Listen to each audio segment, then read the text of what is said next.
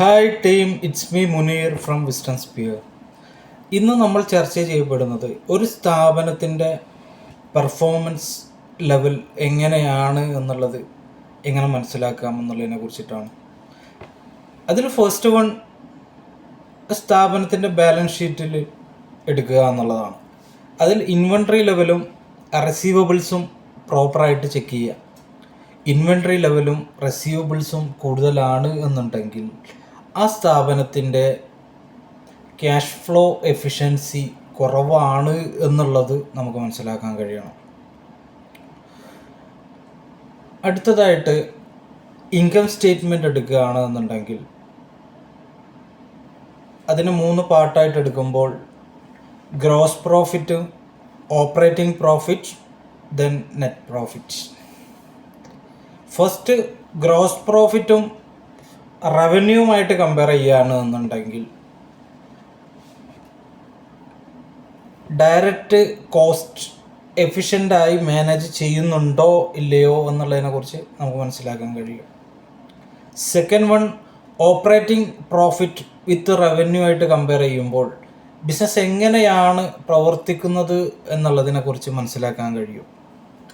അടുത്തതായിട്ട് net profit with revenue, net profit margin എത്രയാണ് എന്നുള്ളതിനെ കുറിച്ചുകൊണ്ടെല്ലാം മനസ്സിലാക്കാൻ കഴിയും.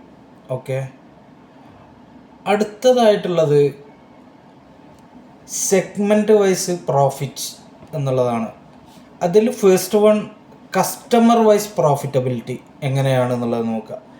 കസ്റ്റമർ വൈസ് പ്രോഫിറ്റബിലിറ്റി, ഓരോ ഇൻവോയ്സിലും നമുക്ക് കസ്റ്റമറിൽ ഒരു ഇൻവോയ്സ് അടിക്കുമ്പോൾ അതിൽ എത്ര പെർസെൻറ്റേജ് GP മെയിൻറ്റെയിൻ ചെയ്തിട്ടുണ്ട് എന്നുള്ളത് നമുക്ക് മനസ്സിലാക്കാൻ കഴിയണം. Second one, inventory wise, article wise എത്ര പെർസെൻറ്റേജ് GP മെയിൻറ്റെയിൻ ചെയ്യുന്നുണ്ട് എന്നുള്ളത് മനസ്സിലാക്കുക. അതിലേറ്റവും കൂടുതൽ അത്യാവശ്യം GP മെയിൻറ്റെയിൻ ചെയ്യുകയാണ് എന്നുണ്ടെങ്കിൽ ആ സ്ഥാപനത്തിൻ്റെ പെർഫോമൻസ് അത്യാവശ്യം കുഴപ്പമില്ലാതെ മുന്നോട്ട് പോകുന്നുണ്ട് എന്നുള്ളത് വേണം മനസ്സിലാക്കാൻ. അടുത്തതായിട്ട് നോൺ ഫിനാൻഷ്യൽ ഫാക്ടേഴ്സ് ആയിട്ട് പറയുകയാണെന്നുണ്ടെങ്കിൽ സ്ഥാപനത്തിൻ്റെ എംപ്ലോയി എന്ന് പറയുന്നത് ഒരു സ്ഥാപനത്തെ സംബന്ധിച്ചിടത്തോളം ഒരു അസറ്റാണ് എന്നുള്ളതാണ് നാം മനസ്സിലാക്കേണ്ടത്. ഒരു എംപ്ലോയിയുടെ കാര്യക്ഷമത വിശകലനം ചെയ്യുന്നതോട് കൂടി തന്നെ ആ എംപ്ലോയിക്ക് വേണ്ട ഇൻപുട്ട് കൊടുക്കുക എന്നുള്ളതും നമ്മുടെ റെസ്പോൺസിബിലിറ്റിയാണ്. ആ എംപ്ലോയിയുടെ